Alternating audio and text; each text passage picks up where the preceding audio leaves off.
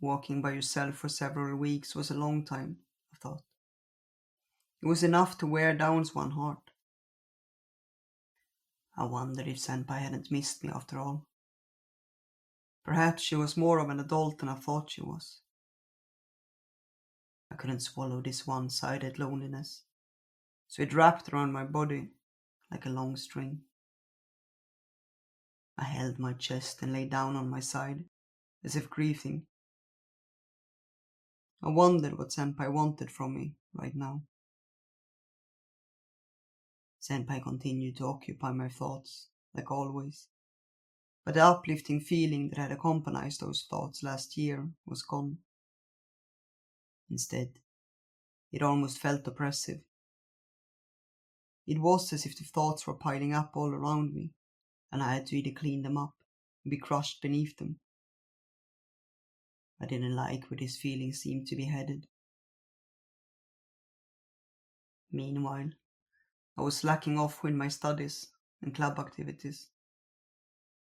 My quiz grade were starting to slip. Though I knew the obvious, that I could not let this go on. All I could do was think about Senpai, to the point that it even rained over my actions. I'd already let love's poison affect me too much.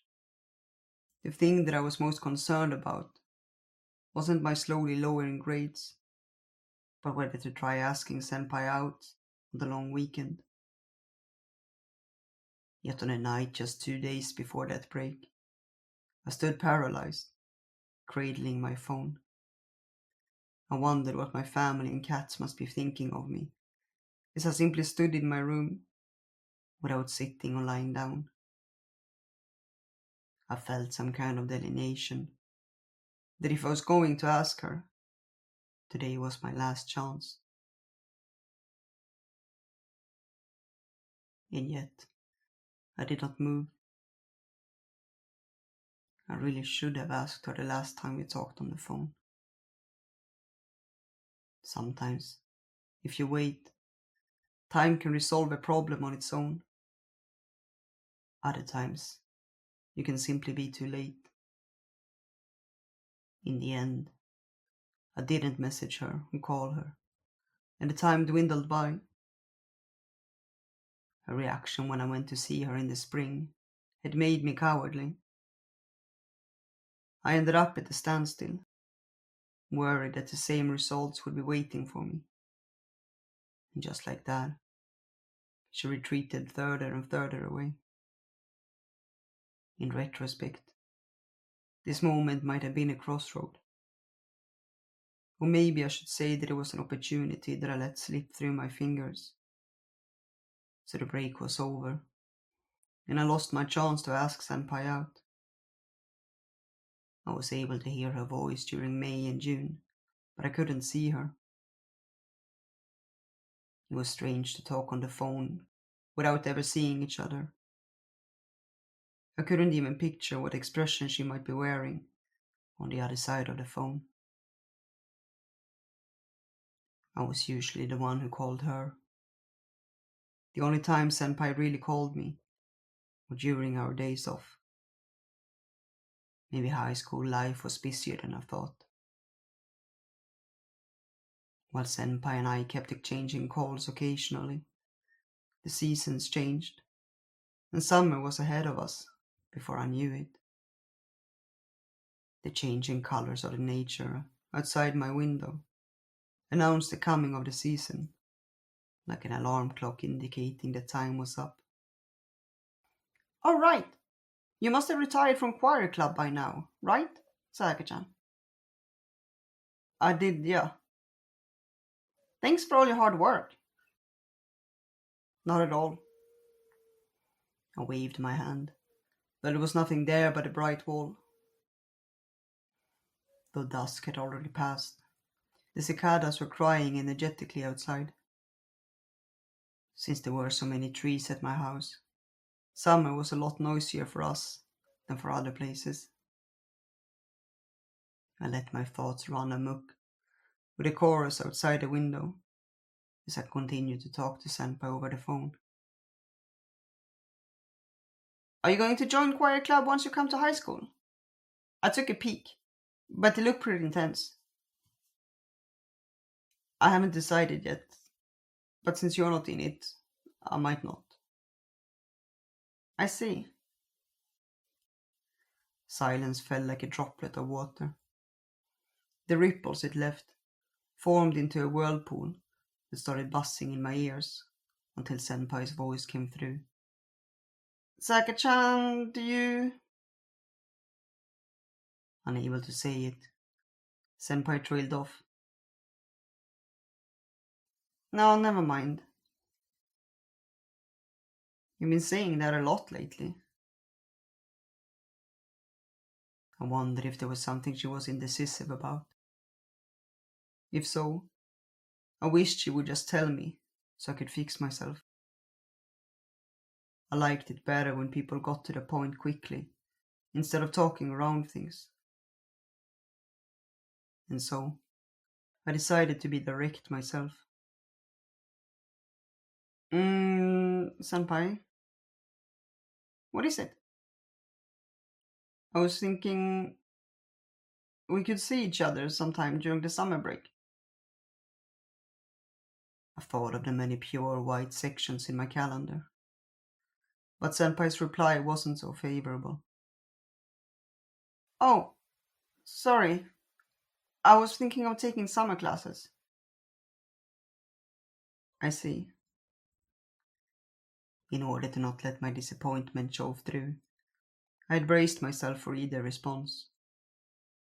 So although my heart wasn't in it, I could keep the conversation going.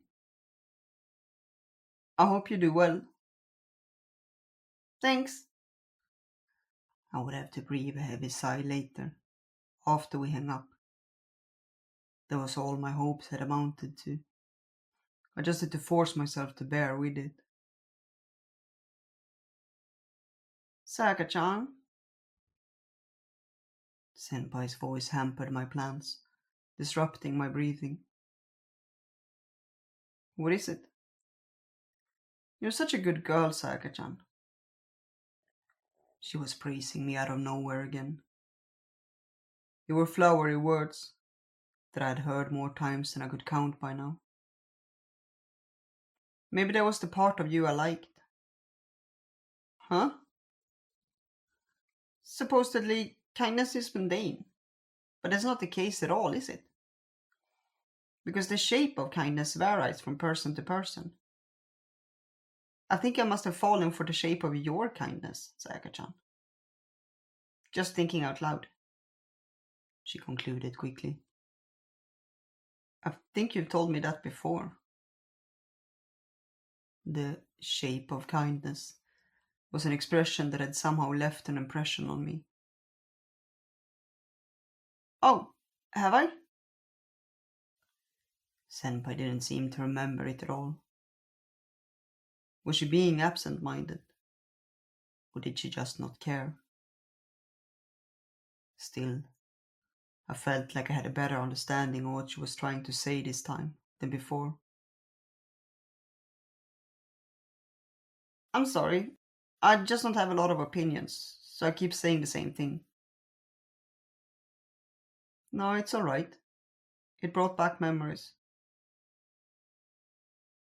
Our almost whisper-like laughter overlapped. For me, there was embarrassment in my laughter. And for Senpai, well, I didn't know. It felt like her laughter conveyed a bit of pride for something far away. Or perhaps there was just a peculiar distance to it. Still, there was out of nowhere, just like last time. I just wanted to clear up some feelings. Clear up? I feel like the inside of my mind has been all in a swirl lately. I do a lot of thinking too, about a lot of things, she added. It was almost as though she was trying to prove something. I wondered if someone had once told her that she didn't think about anything. It made me think about all the sides of Senpai that I had never seen or heard about before. Do you? Yeah. That she would even talk to me about such things made my heart weep. Normally, when Senpai talked about herself, she always stopped immediately. She had claimed it was because there was nothing to say, but clearly there was after all. I was a little happy she had told me this. Well, see you. Yeah, see you later. Today, I was the one to hang up. When the line cut off, my heart sank steadily, just as I knew it would. The summer without Senpai. I'd yet to experience a summer with her. My calendar, full of nothing but openings, seemed to flap away in my mind, even though there was no wind. Summer seemed to be in twilight before it even started, and soon it sank into the night, disappearing well before morning came.